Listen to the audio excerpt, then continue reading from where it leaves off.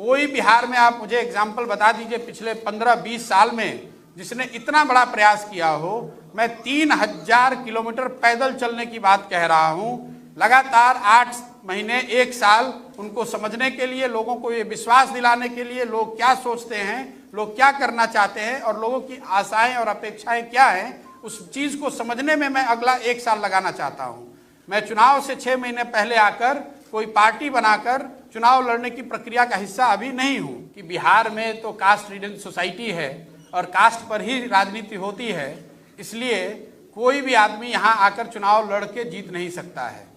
पहली बात कि सिरे से ये बात को खारिज करता हूं। अगर आप डेटा को एनालाइज करेंगे तो अलग अलग समय पर आपको दिखेगा कि जो so called caste region society है उसमें भी लोग जातियों से ऊपर उठकर वोट करते रहे हैं। अगर आप आज की परिस्थिति को ले लें, आप लोग सब विशेषज्ञ हैं, राजनीति को कवर करते हैं, बिहार में सबसे ज्यादा वोट आज नरेंद्र मोदी जी को है। नरेंद्र मोदी जी के जाति के कितने लोग बिहार में रहते हैं आप मुझे बता दीजिए।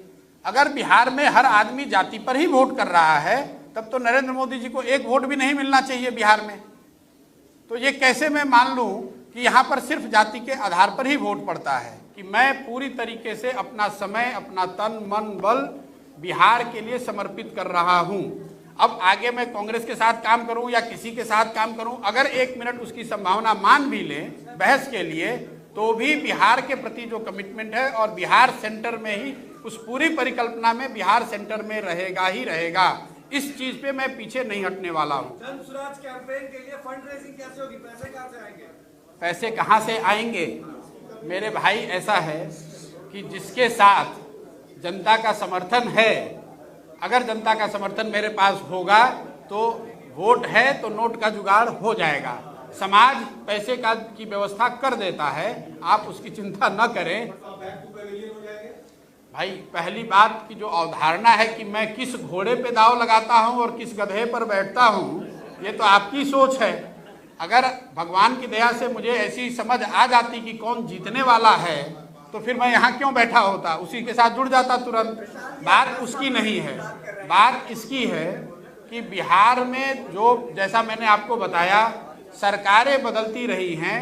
30 वर्ष में 2 बड़े नेतृत्व बड़े लीडर्स की सरकार आपने देखी है, 2 अलग अलग विचारधारा की सरकार देखी है।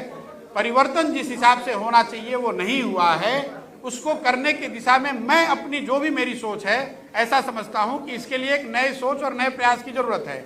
उस दिशा में मैं प्रयास करना चाहता हूं। अब इसमें जीतने वाला घोड़ा कौन है और हारने वाला घोड़ा कौन है, मैं आपके साथ भी बैठ के थोड़ा समझूंगा और आपके भी इनपुट का फायदा उठाऊंगा। जैसा मैंने आपको पहले बताया कि बिहार में अभी कोई चुनाव नहीं है। चुनाव लड़ना, अगर चुनाव लड़ना ही लक्ष्य होता तो चुनाव के 6 महीना पहले, 1 साल पहले आकर पार्टी बनाकर चुनाव लड़ा जा सकता है। मुझे उसके लिए 4 साल पहले यहाँ आकर इस तरह के किसी प्रयोजन की आवश्यकता नहीं है। जहाँ तक लीडरशिप वैक्यूम की बात है, ये तो सब्जेक्टिव कॉल है। आप समझते हैं कि लीडरशिप वैक्यूम है, बहुत लोग ये कह रहे हैं कि यहाँ पर किसी नए लीडरशिप की जरूरत ही नहीं है। भाई नीतीश जी और लालू जी यहाँ के राज्य के ही नहीं, देश के बड़े नेता हैं। उनके पास बहुत सारे एमएलए हैं, एमपी हैं, 20, 25, 30 वर्ष का राजनीतिक अनुभव है, उनके पास बड़े दल हैं। मैं अकेला व्यक्ति यहाँ बैठा हुआ हूँ, वो क्यों हमें तवज्जो देंगे? वो तवज्जो न दें, इसलिए मेरे लिए तो यही अच्छा है। मैंने अपने ट्वीट में क्या कहा और मैं आपको बार बार यहाँ क्या कह रहा हूँ? भाई मैं कोई चुनाव लड़ नहीं रहा हूँ, मैं किसी दल को तोड़ने की बात कर नहीं रहा हूँ। मैंने सिर्फ इतना कहा कि मैं बिहार के लोगों के पास जाना चाहता हूँ और ये समझने का प्रयास करना चाहता हूँ कि आगे का रास्ता क्या हो। अब इसमें लालू जी या नीतीश जी जैसे बड़े नेताओं को मुझे क्यों तवज्जो देनी चाहिए? मुझे तो ऐसा लगता है कि जो लोग तवज्जो दे रहे हैं या जो इस पर टीका टिप्पणी कर रहे हैं वो भी अनावश्यक अपना समय जाया कर रहे हैं। मेरी हस्ती इतनी बड़ी नहीं है कि इतने बड़े लोग हम पर टिप्पणी करें। आप प्रेस में या अदरवाइज कई जगह मीडिया में स्पेकुलेट किया जा रहा है कि मैं कोई राजनीतिक पार्टी बनाने वाला हूँ या मैंने कोई राजनीतिक मंच बनाया है। ऐसी कोई घोषणा मैं आज नहीं करने वाला हूँ। पिछले 4-5 महीनों से हम लोगों ने करीब 17 साढ़े 17 हज़ार ऐसे लोगों को चिन्हित किया है, उनसे संपर्क बनाया है। आने वाले 3-4 महीनों में मैं व्यक्तिगत रूप से इनमें से ज़्यादातर लोगों से मिलने वाला हूं, उनसे बात करने वाला हूं और जो जन सुराज की सोच है, गुड गवर्नेंस की जो सोच है और आगे उसको बिहार में उतारने के लिए, बिहार में उस अवधारणा को जमीन पर लाने के लिए जो करने की जरूरत है, इस संबंध में उनसे मिलकर उनसे बात करने वाला हूं। मेरी पहली घोषणा ये है कि अगले 3 से 4 महीनों के अंदर इन 17,500-18 हजार लोगों के साथ संवाद स्थापित करना, उनसे समझना, उनसे जन सुराज की परिकल्पना के बारे में चर्चा करना और अगर उनकी सहमति हो तो उनको इसका भागीदार बनाना, ये पहला लक्ष्य है। अगर इनमें से एक बड़ा वर्ग 2,000, 5,000, 3,000, मैं कोई संख्या अभी आपको एक संख्या नहीं बता सकता हूं, लेकिन इसमें से बड़ी संख्या में लोग अगर एक साथ आए, एक प्लेटफॉर्म या एक अभियान के तहत जुड़कर आते हैं और वो मिलकर ऐसा तय करते हैं कि हमें किसी राजनीतिक संगठन या पार्टी की जरूरत है, तो उस पार्टी की घोषणा उस समय करी जाएगी। अगर वो पार्टी बनती भी है तो वो पार्टी प्रशांत किशोर की पार्टी होगी, ऐसी बात नहीं है। वो उन सबों की पार्टी होगी जो इस परिकल्पना से जुड़कर इस राजनीतिक संगठन के निर्माण में अपनी भागीदारी देना चाहते हैं। 2 अक्टूबर से मैं स्वयं पश्चिमी चंपारण गांधी आश्रम से 3,000 किलोमीटर की पदयात्रा शुरू करूंगा। जब तक बिहार के सारे गांव, शहर, गली, मोहल्ले, जो जितने लोगों को व्यक्तिगत तौर पे पहुंचा जा सकता है वो पूरा ना कर लिया जाए। हम लोग का अनुमान है कि 3,000 किलोमीटर अगर हम जाते हैं तो उसमें ज़्यादातर एरिया हम कवर कर पाएंगे। संभव है कि अब 3100 अंत होते होते 3100 हो जाए या संभव है कि 2950 हो जाए, लेकिन मोटे तौर पर 8 महीने से 1 साल के बीच में 3,000 की व्यक्तिगत पदयात्रा मैं खुद करूंगा। बिहार के हर वो व्यक्ति जो जिनसे मिलना जरूरी है, जिनसे मिला जा सकता है, जो मिलने को तैयार है, उनके घर जाएंगे, उनके ऑफिस जाएंगे, उनका कुंडी खटखटाएंगे, उनको इस जन सुराज की परिकल्पना से जोड़ने का प्रयास करेंगे कि मैं पूरी तरीके से जो कुछ भी मेरे पास है, जो भगवान ने मुझे बुद्धि शक्ति दी है, वो पूरी तरीके से बिहार के बेहतरी के लिए उसको समर्पित कर रहा हूँ। कोई सवाल नहीं है बीच में इसको छोड़ने का, कोई सवाल नहीं है कि इसमें कोई भी बीच में बाधा आए तो उससे घबराकर पीछे हटने का। मेरे पास कोई मंच नहीं है, अभी कोई पार्टी नहीं है, एक सोच है और एक इसको करने का जज्बा है। जो लोग भी इससे जुड़ना चाहते हैं उसका स्वागत है। मैं अपनी ओर से पूरी तरह से अपने आप को समर्पित कर रहा हूं। देखिए, मैं ऐसा समझता हूं कि बिहार देश के सबसे गौरवशाली अतीत वाले राज्यों में एक है। जिस राज्य से गौतम बुद्ध, जैन, महावीर, चाणक्य, चंद्रगुप्त, अशोक यहाँ से निकले हैं, उस राज्य में स्थिति आज ये है कि शिक्षा व्यवस्था ध्वस्त है, हेल्थ ध्वस्त है, रोजगार का कोई संभावना नहीं है। और जैसा मैंने आपको बताया कि 30 साल के दोनों बड़े नेताओं के प्रयास के बावजूद बिहार आज देश में सबसे निचले स्थान पर है। ये मेरा नहीं आकलन है, ये भारत सरकार के डेटा हैं, भारत सरकार ने ये बताया है। और जिनकी सरकार आज बिहार में है उनकी ही सरकार देश में है। ऐसा भी आप नहीं कह सकते हैं कि ये विपक्ष की सरकार दिल्ली में है इसलिए वो गलत डेटा दे रहे हैं।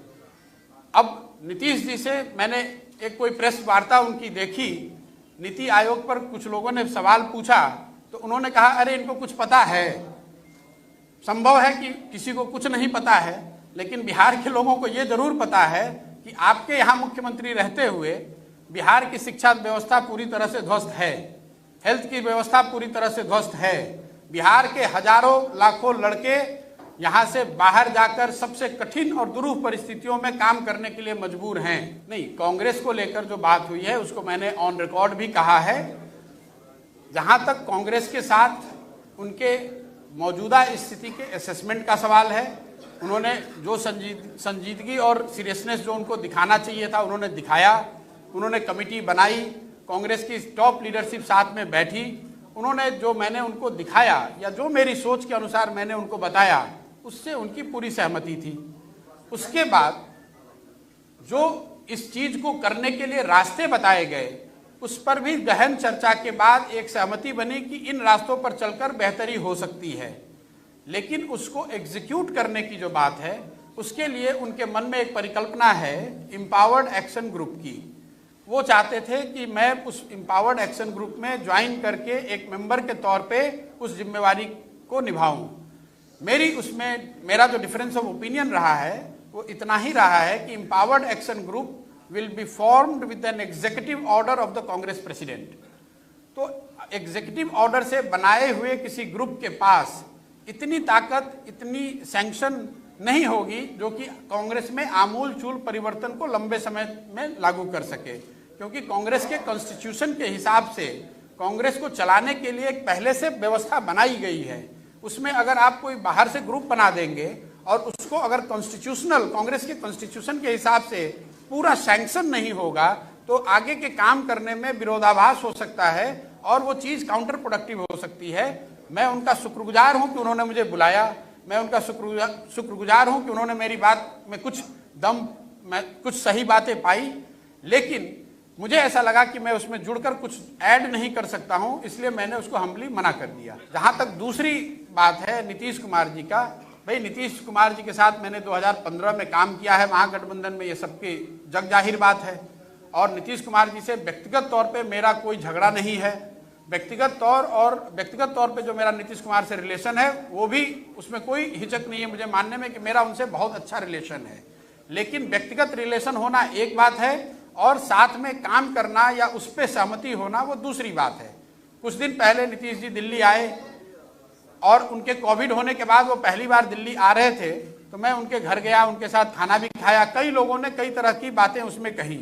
किसी ने बताया कि मैं उनको प्रेसिडेंट का कैंडिडेट बनाना चाह रहा हूं, कोई कह रहा है मैं जदयू ज्वाइन कर रहा हूं। लेकिन मैं आज आपके सामने बैठा हुआ हूं, जितने वो स्पेकुलेशन की गई वो सब गलत साबित हुआ।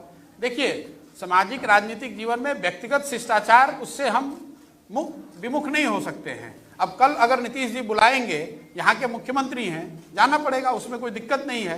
लेकिन उनसे मिलने का मतलब ये नहीं है कि हम दोनों ने हर बात पे अपनी सहमति बना ली है या साथ में काम करने को तय किया है।